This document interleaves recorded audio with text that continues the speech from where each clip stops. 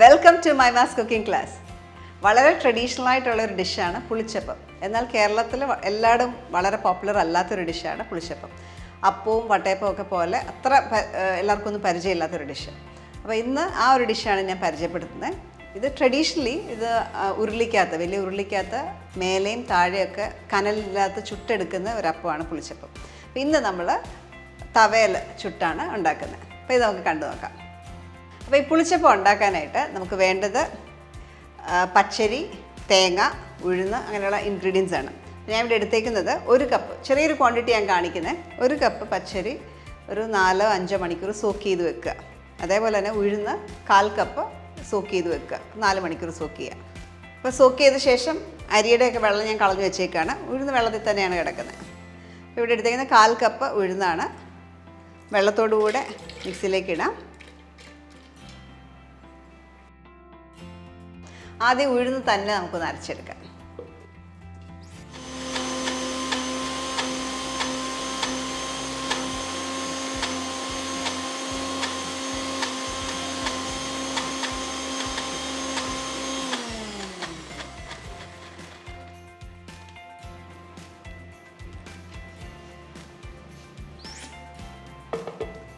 ഇപ്പം നോക്കിയാൽ വലിയതായിട്ട് അരഞ്ഞിട്ടില്ല, ചെറിയ ക്വാണ്ടിറ്റി ആണല്ലോ. ചെറിയ ക്വാണ്ടിറ്റി ആകുമ്പോൾ അരയ്ക്കാൻ ബുദ്ധിമുട്ട് വരും.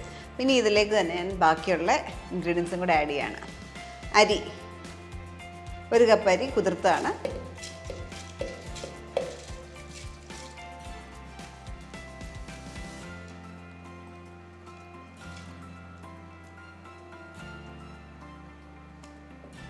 തേങ്ങ 1/2 കപ്പ് ഗ്രേറ്റഡ് കോക്കനട്ട് അതോടെ അരയ്ക്കും.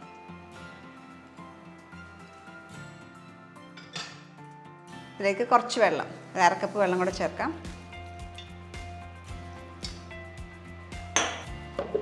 നല്ല സ്മൂത്തായിട്ട് അരച്ചെടുക്കാം.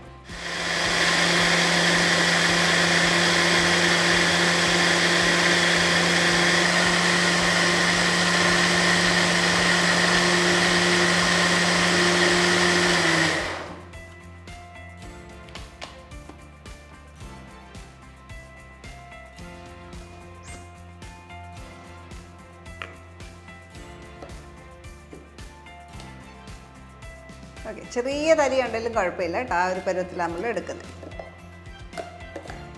നമ്മുടെ ദോശ ബാറ്ററിനും ഇഡ്ഡലി ബാറ്ററിൻ്റെ ഇടയ്ക്കത്തെ ഒരു പരുവം. ഇനി ഇതിലേക്ക് കുറച്ച് ഇൻഗ്രീഡിയൻസ് കൂടെ ആഡ് ചെയ്യാനായിട്ടുണ്ട്. ഇതിലേക്ക് 2 ടീസ്പൂൺ പഞ്ചസാര, 1/4 ടീസ്പൂൺ ഇൻസ്റ്റൻറ്റ് ഈസ്റ്റ്. ഇത് ട്രഡീഷണലി നമ്മൾ കള്ള് ഉപയോഗിച്ചിട്ടാണ് ഈ അപ്പം ഉണ്ടാക്കിക്കൊണ്ടിരുന്നത്. അപ്പം നമ്മൾ ഇന്ന് ഈസ്റ്റ് വെച്ചിട്ടുണ്ടായിരുന്നു. ഇതിലേക്ക് ഒരു 1/2 ടീസ്പൂൺ, 1/2 തൊട്ട് 3/4 വരെ ഉപയോഗിക്കാം, ഉപ്പ്.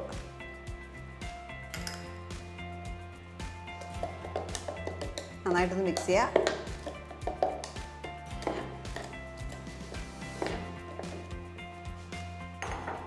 ഒരു ബൗളിലേക്ക് ഒഴിക്കാം.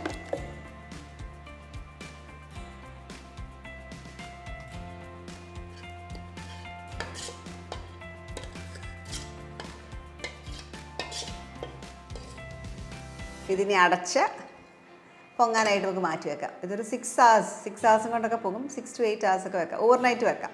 ഇപ്പോൾ രാവിലെ ആണെങ്കിൽ നമുക്ക് വൈകിട്ടത്തേക്ക് അപ്പം ഉണ്ടാക്കിയെടുക്കാം. ഇത് മാറ്റി വെക്കാം.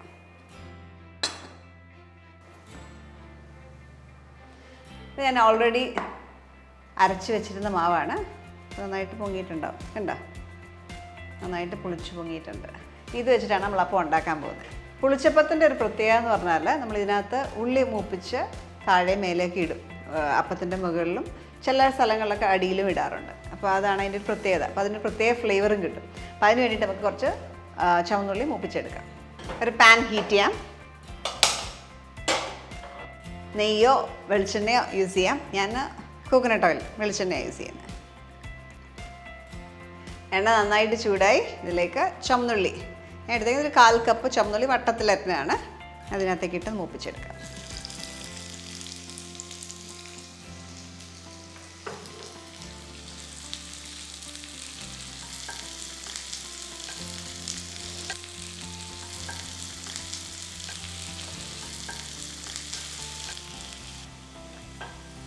ചുവന്നുള്ളി ലൈറ്റ് ബ്രൗൺ കളറായി. ഈ സമയത്ത് നമുക്ക് കുറച്ച് കറിവേപ്പില,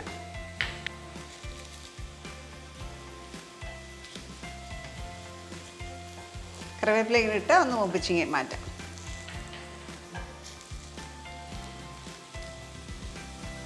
വേപ്പില ഒന്ന് കീറിയിട്ടാൽ നന്നായിരിക്കും കേട്ടോ.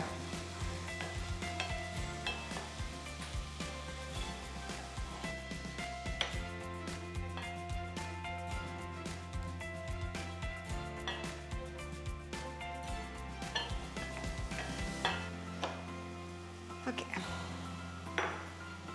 നമ്മുടെ അപ്പത്തിൻ്റെ ബാറ്റർ റെഡി. പിന്നെ മിക്സ്ചർ, ഫ്രൈ ചെയ്ത മിക്സ്ചർ റെഡിയാണ്. ഇനി നമുക്ക് ചുട്ടെടുക്കാം. അപ്പം ഇങ്ങനെ ഫ്ലാറ്റ് ആയിട്ടുള്ള പാത്രം വേണം എന്നില്ല. നമുക്ക് അപ്പച്ചട്ടിയില്ലേ, അപ്പച്ചട്ടിയിലും ഈ അപ്പം ഉണ്ടാക്കിയെടുക്കാവുന്നതാണ് കേട്ടോ.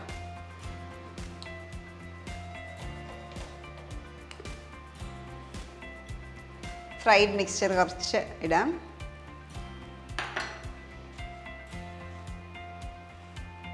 ബാറ്റർ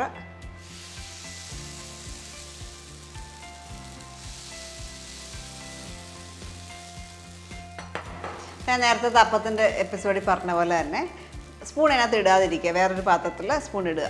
പത കോരി നമ്മൾ ഒരിക്കുന്നത്.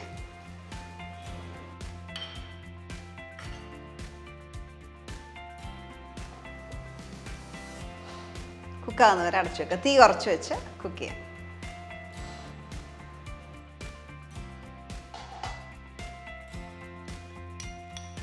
ഞാൻ ഇതിൻ്റെ മിക്സർ കുറച്ച് മേലെയും കൂടി ഇടാം.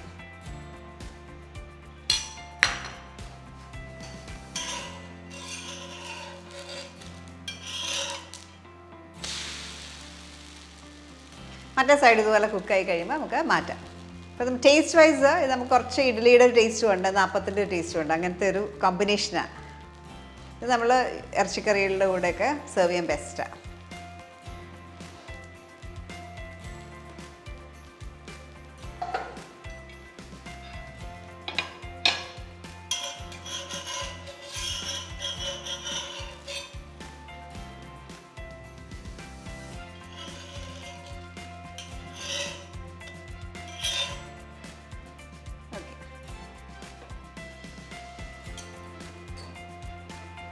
വീണ്ടും കുറച്ച് ഓയിൽ തൂക്കാം.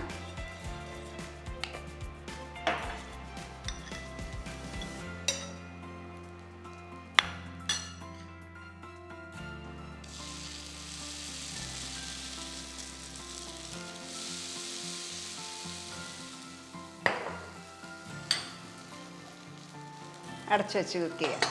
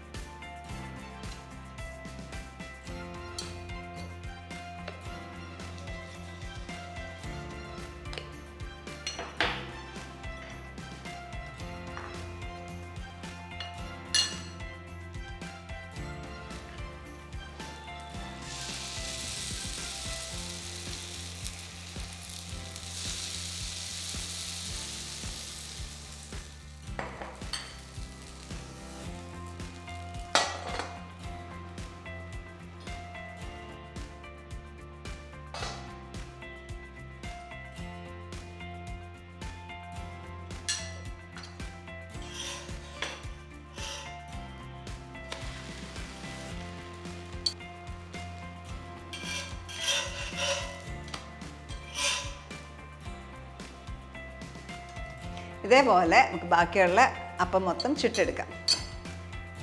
നമ്മുടെ പുളിച്ചപ്പം റെഡിയായി. നല്ല സോഫ്റ്റായിട്ടുള്ള അപ്പമാണ്. ഈ അളവിൽ നമുക്ക് 9 to 10 അപ്പമാണ് കിട്ടുന്നത്. സോഫ്റ്റാണ്, കണ്ടോ, നല്ല ഫ്ലഫി ആയിട്ടുള്ള അപ്പം. അപ്പോൾ ഇതിൻ്റെ ഉള്ളിയുടെയൊക്കെ മണം എന്ന് പറയുന്നത് ഭയങ്കര നല്ല ടെംപ്റ്റിംഗ് ആയിട്ടുള്ള മണം. ഇത് യൂഷ്വലി കോമ്പിനേഷൻ എന്ന് പറഞ്ഞാൽ നല്ല ചിക്കൻ കറിയുടെ കൂടെ. അപ്പോൾ ഇതിനു മുമ്പ് ഞാനൊരു പിടിയുടെ വീഡിയോയിൽ പിടി ആൻഡ് കോഴിക്കറി ചെയ്തില്ലേ, ആ കോഴിക്കറി നല്ല കോമ്പിനേഷനാണ് ഈ ഒരു അപ്പത്തിൻ്റെ കൂടെ. അല്ലെങ്കിൽ നമ്മുടെ ചിക്കൻ മപ്പാസോ അങ്ങനെയുള്ള തേങ്ങാപ്പാൽ ഒഴിച്ച കറികളൊക്കെ നന്നായിട്ട് എൻ്റെ കൂടെ പോകും. വെജിറ്റേറിയൻസിനാണെങ്കിൽ വെജിറ്റബിൾ കറികൾ എന്തുവാണെങ്കിലും ഉപയോഗിക്കാം. വെജിറ്റബിൾ കുറുമായ, വെജിറ്റബിൾ മപ്പാസോ അങ്ങനെയുള്ള കറികൾ ഉപയോഗിക്കാം.